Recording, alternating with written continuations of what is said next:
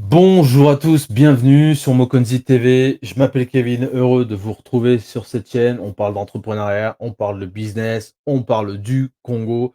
Aujourd'hui, je vais partager un tuyau, une opportunité très intéressante si tu es au Congo, que tu souhaites avoir une entreprise en Europe, mais que tu peux pas te déplacer pour aller en Europe et l'ouvrir, ou que tu as pas les papiers pour pouvoir y aller. Bref, si tu es dans cette situation, j'ai un tuyau qui est très intéressant, et qui peut, voilà, t'intéresser et qui peut, te permettre de vraiment lancer ton projet si tu en as un. Alors, on va parler aujourd'hui, d'un programme très, particulier.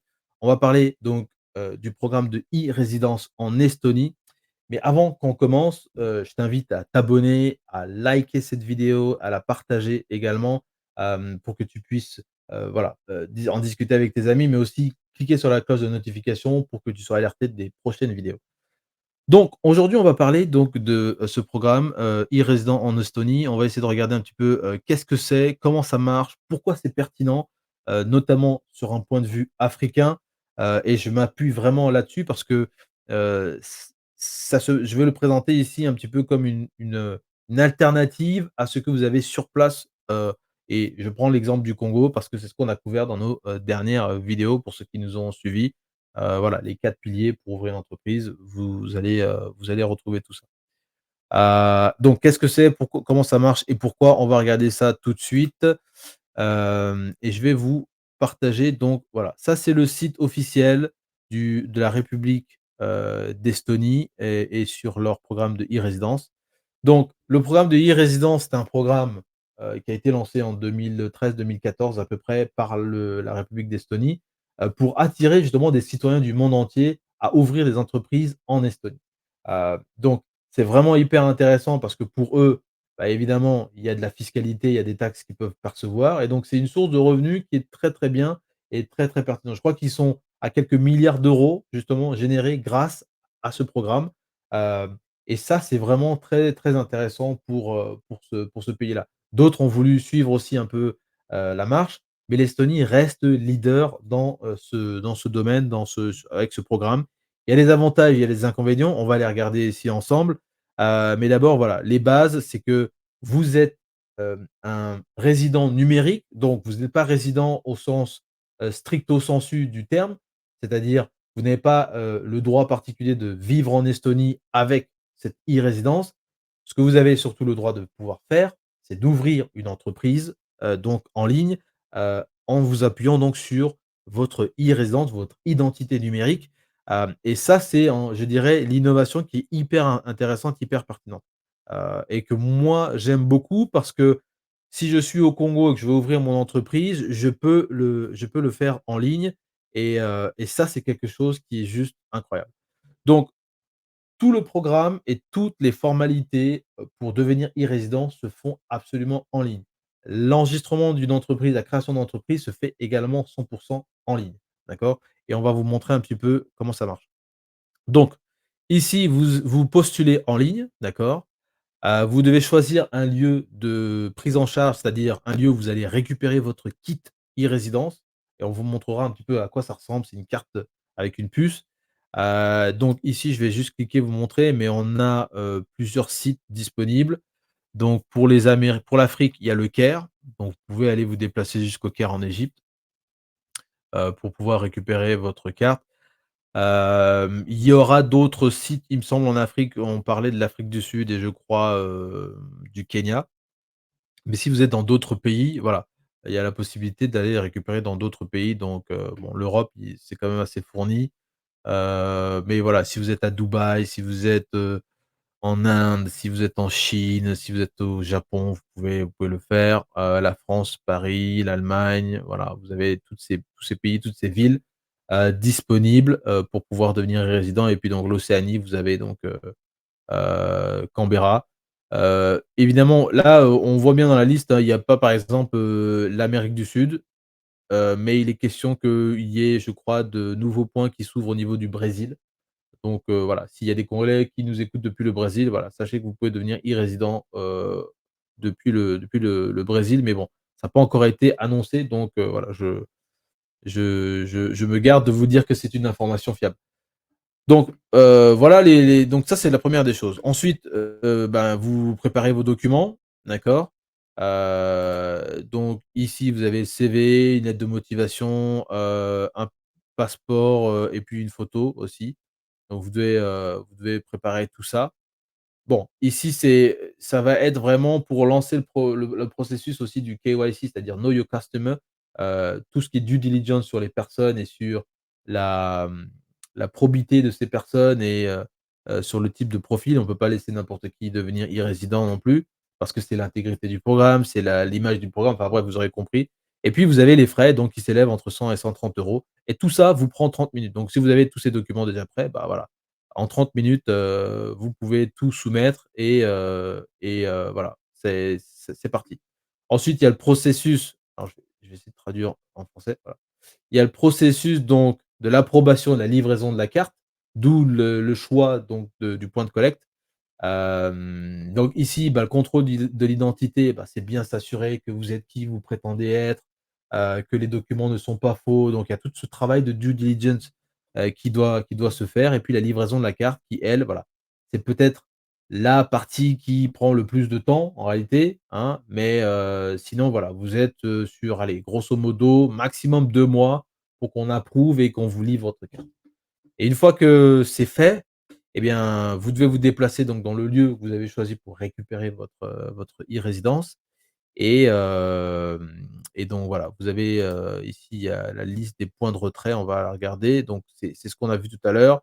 Donc vous avez le Caire en Égypte, vous avez les États-Unis, Japon, Tokyo, Kazakhstan, bref, vous avez toute une liste de pays, dont vous pouvez choisir, exactement là où ce qui vous intéresse, ce qui est le plus facile pour vous. Donc évidemment, pour ceux qui sont en Afrique, je veux juste dire quand même qu'il y a cette, nécessité, pour l'Estonie d'ouvrir d'autres points de collecte. L'Afrique du Sud, c'est certainement un point qui va être ouvert très, très prochainement, d'accord? Au moment où je fais la vidéo, on est au mois de mai, donc je ne sais pas exactement quand, mais il y a d'autres points en Afrique de l'Est et en Afrique du Sud, ça c'est une certitude, ils vont l'ouvrir. Donc se prendre un billet pour aller en Afrique du Sud, passer une semaine, quelques jours pour récupérer sa carte, bon, c'est un moindre mal que voilà, c'est un moindre mal sur, au début, j'ai envie de dire, en sachant qu'une fois que vous avez votre e-résidence, là, maintenant, vous pouvez ouvrir une entreprise en ligne et c'est un petit peu la suite, en fait, la suite logique donc de tout ce que vous avez, de tout ce que vous aurez fait donc, pour devenir e-résident. Donc une fois que vous avez ça, bah, après qu'est-ce qui se passe? Eh bien, vous pouvez donc créer une entreprise, d'accord? Sur la base de votre, donc le kit, je ne l'ai pas mentionné, mais le kit ressemble un petit peu à ça, hein, si vous voyez. C'est une grosse boîte, il y a une carte à l'intérieur et une clé USB, d'accord? Voilà et donc pour ouvrir votre entreprise, ben, il va falloir que vous prépariez un plan d'affaires, OK? Et puis choisir le nom de votre entreprise. Donc, ici, on vous met un lien pour, savoir comment vous pouvez, rédiger un plan d'affaires. Donc techniquement, hein, c'est votre idée, votre produit, votre service, hem, qu'est-ce que vous envisagez de vendre? Quels sont les marchés que vous ciblez? Les coûts? Quels sont les coûts de démarrage que vous avez prévus? Enfin bref, tout ça là, ce sont des éléments que vous avez besoin donc de mettre dedans, comme un business plan classique en fait, en réalité. Et puis, bah, voilà, vous vérifiez, la disponibilité du nom que vous voulez choisir et puis voilà, vous êtes bon. Alors, comme je l'ai annoncé dans les dernières vidéos dont on parlait, où on parlait des 4 piliers pour ouvrir une entreprise, évidemment, il y a les frais de formalité, mais à l'intérieur de ces frais de formalité, on vous demande un certain nombre de documents, notamment l'adresse et donc la domiciliation. Ici, vous avez donc la deuxième étape, c'est d'obtenir une adresse. Donc eux, ils travaillent avec plusieurs fournisseurs et plusieurs, ouais, fournisseurs de ce type de service pour que vous puissiez obtenir une adresse physique, n'est-ce pas? Et donc les prix varient entre 200 et 400 € par an, d'accord? Ça prend une journée à une semaine à peu près. Ensuite, bah, il y a la formalisation de votre entreprise, OK? Donc ici, on en a pour 265 €, OK? Qui se fait entre 15 minutes et 1 heure. Bon. Et puis la dernière partie, c'est l'ouverture du compte bancaire, hein. l'ouverture du compte bancaire, qui est très importante. L'ouverture du compte bancaire qui est super importante puisque, si vous n'avez pas de compte bancaire, bah, votre entreprise, en fait, en réalité, elle n'existe pas. Donc là, encore une fois, parmi les banques qui travaillent avec l'Estonie, il y a différentes, banques qui sont là. Ça peut aller ça peut être gratuit jusqu'à 200 €, peut-être à l'année pour ouvrir un compte entreprise.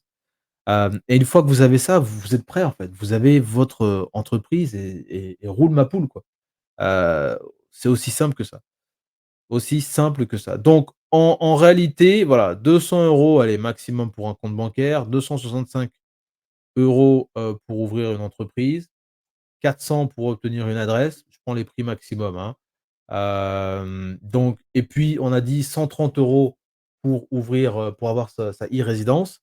Donc pour moins de 1 000 €, vous pouvez devenir e-résident et avoir votre entreprise avec tous les éléments clés en main, à savoir une adresse et un compte bancaire et vous êtes parti, en fait. Vous êtes parti. Là, c'est bon. Vous pouvez commencer à faire votre business, quoi, et à vous lancer, tout simplement, tout simplement. Donc le programme, il est intéressant parce que, je vais juste vous partager un petit peu ça, on va le traduire en français. Le programme, il est intéressant parce qu'effectivement, hem, il y a une facilité pour toutes ces démarches qui prennent énormément de temps au Congo et dans d'autres pays africains également. Hem et on va regarder d'autres éléments aussi, mais on vous parle d'opportunités de croissance, on parle de communauté, de transparence et cetera. Bon, mais moi, ce qui m'intéresse un petit peu aussi, c'est la fiscalité. La fiscalité ici, elle est très, très intéressante. Elle est particulière, elle est vraiment c'est vraiment quelque chose qu'on ne retrouve pas en Afrique, hein, de ce que j'ai pu voir un petit peu. Ici, en fait, on vous dit la chose suivante. On vous dit, hem, pour tout ce qui est, impôt sur les sociétés, vous allez payer en fait, 20, d'accord? Dès lors que vous allez sortir vos bénéfices. C'est-à-dire, si vous déclarez et payez, donc vous pouvez d'abord déclarer et payer vos impôts en ligne, ça, ce qui est une chose aussi que, on ne peut pas faire partout en Afrique. Mais l'impôt sur les sociétés, il est ici, on vous le dit, 0 sur les bénéfices réinvestis. Entre 14 et 20 sur les bénéfices distribués. Qu'est-ce que ça veut dire? Ça veut dire que si moi, dans ma boîte, je fais des bénéfices, d'accord? Mais que je ne distribue pas. C'est-à-dire que je ne me paye pas des dividendes en tant qu'actionnaire. Eh bien, je paye 0 sur ces bénéfices. Ces bénéfices restent dans l'entreprise. Alors, il y a plein d'avantages à faire comme ça évidemment, puisque, tout ce qui reste dans l'entreprise va permettre, de développer de nouvelles activités, d'augmenter son chiffre d'affaires et cetera et cetera. Bref, il y a pas de souci. Et après, dès lors que vous voulez distribuer vos bénéfices, et ben, voilà, vous êtes entre 14 et 20 donc il y a des cas particuliers. Mais 20 étant donné que c'est le maximum, ça reste, quand même très, très, très attractif, comparativement aux 28, 30, 33 quelquefois même 35 en Afrique. D'impôts sur, les sociétés. Ici, vous n'avez pas de patente, vous n'avez pas, toutes ces tolls, ces TUS et cetera. Vous avez évidemment des charges sociales si vous voulez employer des gens en Estonie ou dans d'autres pays, enfin des gens qui sont payés un salaire en Estonie, d'accord? Donc ça, c'est ce que vous allez retrouver. Il y a un mode de calcul ici qu'on vous montre, je ne sais plus trop où, d'accord? Donc bref, voilà des choses qui sont hyper intéressantes, d'accord? Pour avoir une entreprise en Estonie. Donc ça, c'est des éléments, je pense, très pertinents qui ont séduit beaucoup de gens, des Africains également. Il y a pas mal de témoignages aussi de gens qui ont lancé leur entreprise comme ça. Et donc moi, j'ai listé quelques avantages qui me semblent être particuliers, donc au niveau de l'Estonie, et au niveau de cette opportunité-là.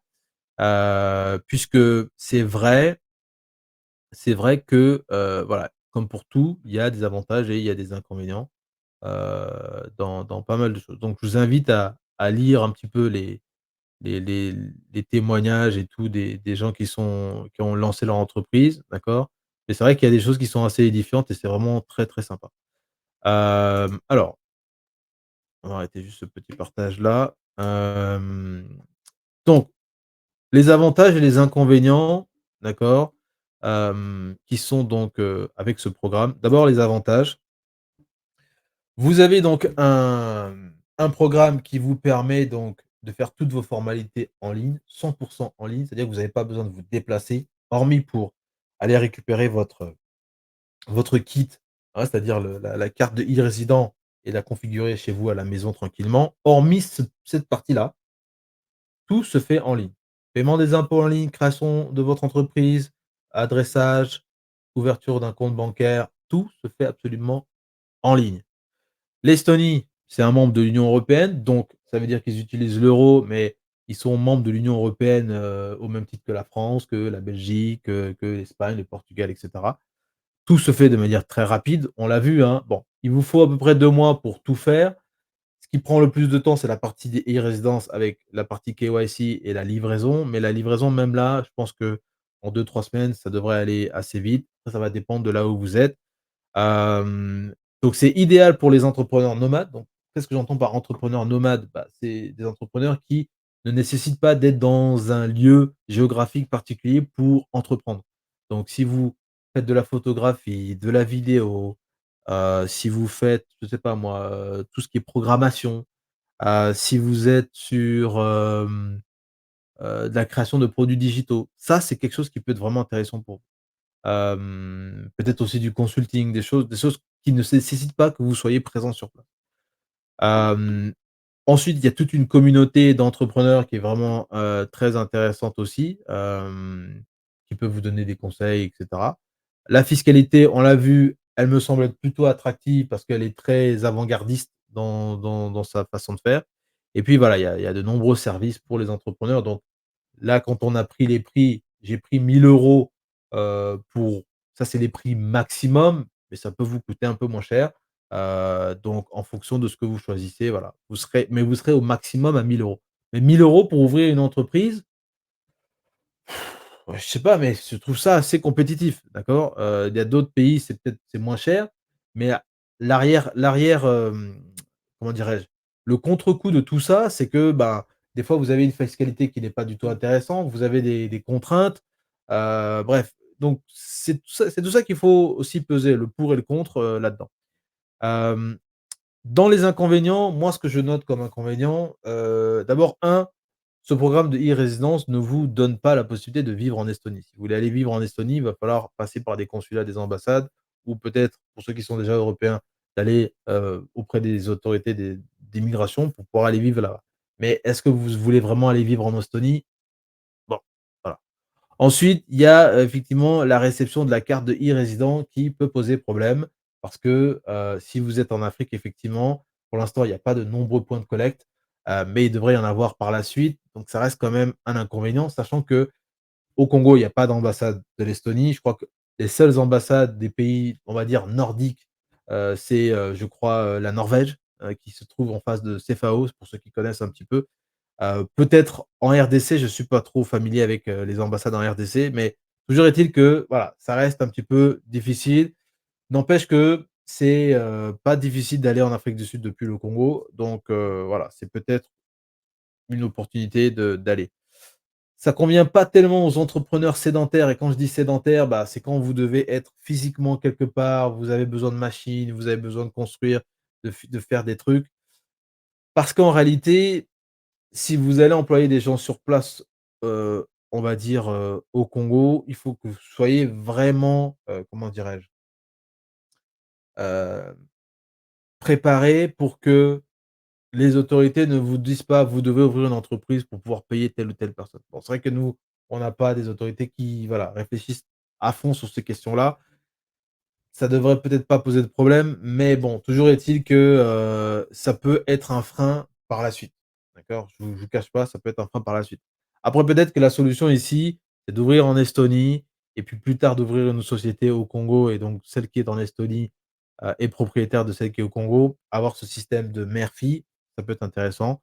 Bon et le dernier point que moi je pense qui peut être, qui n'a bon, a l'air de rien, mais je pense que ça peut être quelque chose à regarder, c'est quand même la proximité avec la Russie parce que bon, on le sait, les velléités de l'OTAN à toujours aller vers l'Est, vers la Russie, évidemment, bah, la Lettonie, l'Estonie et la Lituanie ont une frontière directe avec la Russie. On voit bien ce qui se passe avec l'Ukraine. Moi, j'ai pas peur des Russes, d'accord? Parce que j'ai pas de problème avec eux. Mais c'est simplement de dire que, voilà, si les Estoniens, restent pas un peu tranquilles et qu'ils suivent un peu ce qui se dit à Bruxelles ou aux États-Unis pour qu'ils soient dans une logique, je dirais, voilà, de provocation dans une certaine mesure, ça peut donner des envies à peut-être à Poutine de dire: «Bon, on va aller mettre un pied en Estonie pour que les choses se calment». Bon, je ne sais pas, hein, mais pour moi, voilà, je prends ça comme peut-être, un élément peut-être négatif dans toute cette histoire. Mais le reste, pour moi, je crois qu'il y a des éléments, très intéressants, pour un entrepreneur. Moi, j'imagine un Congolais qui, est chez lui, il code, il peut faire des applications, il peut faire, de la photographie, surtout qu'aujourd'hui, avec des drones, avec, de bons téléphones, vous pouvez faire des choses extraordinaires et il y a quelque chose de très sympa aussi, c'est que, heu, si vous réussissez à trouver une communauté ou des clients qui sont à la recherche de verdure, qui sont à la recherche de paysages, qui sont peut-être typiquement africains, ou qui cherchent du contenu, voilà, qui a été peut-être fait en Afrique et fait par des Africains, vous pouvez peut-être éventuellement, voilà, vendre vos services comme ça, être payé en euros plutôt que d'être payé en francs CFA et ça, c'est quelque chose qui me semble être intéressant. Donc voilà, entre guillemets, un petit peu ce programme de e-résidence, que je trouve vraiment très intéressant. Moi, c'est quelque chose qui m'intéresse beaucoup parce qu'on l'a vu que le Congo, il est pas compétitif, dans ce domaine-là. Hem et je vais peut-être juste terminer, parce que bon, on va pas il faut pas toujours qu'on critique le Congo pour le critiquer. Hem, mais c'est vrai que le Congo avait, présenté à plusieurs reprises une stratégie donc, une stratégie de e-gouvernement, hem, e-citoyen et et cetera. Donc c'était dans un programme, document stratégique, qui s'appelle Congo Digital 2025, je crois. Voilà, stratégie nationale de développement de l'économie numérique, OK? Qui a été donc, fait en 2019, donc ça date un petit peu. Depuis lors, il y a eu quand même pas mal d'avancées, il faut le reconnaître, puisque plusieurs ministères ont, maintenant leur site internet. Certaines directions générales auront aussi leur site internet. L'utilisation du New comme, on va dire un peu pièce d'identité, fiscale, a aussi été mis en place. Bon, on est déjà aussi avec les passeports biométriques, donc il y a véritablement un chemin qui, voilà, il y a un focus qui va dans cette direction-là. Mais on est encore très loin de ce que peut être vraiment un e-citoyen ou un e-résident au sens propre de ce que l'Estonie, elle, veut nous montrer et propose déjà, qui fonctionne. Et donc nous, on est plus sur, voilà, des problématiques autour de l'infrastructure, sur, voilà, le contenu numérique, sur, éventuellement de la création de contenu. Hem et de pouvoir, voilà, partager, tous ces contenus-là au maximum, aux uns et aux autres. On n'en est même pas encore à avoir des adresses mail avec des noms de domaine particuliers pour tous ceux qui sont dans les ministères, on en est encore loin. Donc vous voyez, le Congo a encore beaucoup de chemin à faire. Voilà, ce document, il est disponible sur le site, aden.cg qui est donc, je ne sais plus comment on appelle Aden, mais, on va retrouver le nom là vite fait. Heu il me semble que c'est une, structure de voilà, agence de développement de l'économie numérique, voilà, l'ADEN, qui, voilà est, l'acteur qui particulièrement s'occupe de l'identité numérique du Congo. Bon, on est encore loin de tout ce e-gouvernement, e-citoyen. Mais voilà, je vous remontre, rapidement. Donc vous pouvez retrouver toutes les informations sur, sur le programme de e-résident sur, le site, internet que je vous mets là, donc i-resident.gov.ee. Vous allez retrouver toutes ces informations, dessus, comment devenir e-résident, lancer votre, demande, pour postuler, et puis voilà, suivre le cheminement tranquillement pour avoir accès à tous vos documents et devenir donc e-résident. Voilà. En tout cas, c'est tout pour moi. Si vous avez aimé cette vidéo, n'hésitez pas, partagez-la, commentez-la. Si vous-même vous êtes aussi e-résident en Estonie, vous avez une expérience à partager là-dessus. Moi, je suis ouvert, j'ai envie d'apprendre. Moi, c'est quelque chose auquel que je regarde. On parlera d'autres pays qui, fiscalement sont intéressants pour ouvrir des entreprises en Europe, et je pense notamment à l'Irlande, je pense à Chypre, qui sont très intéressants. Mais toujours est-il pour conclure que voilà, l'Estonie se présente comme étant un acteur, à mon avis, très intéressant pour ce genre de choses. Et puis il y a énormément d'avantages à pouvoir avoir un pied en Europe, de recevoir des paiements en euros ou dans d'autres monnaies, avec une banque en ligne, et je pense que voilà, pour des Congolais qui, ou des Africains tout simplement qui veulent avoir un pied sur place là-bas et être capable de faire, des choses intéressantes, bah, c'est la meilleure solution. Voilà, merci à vous. Ciao.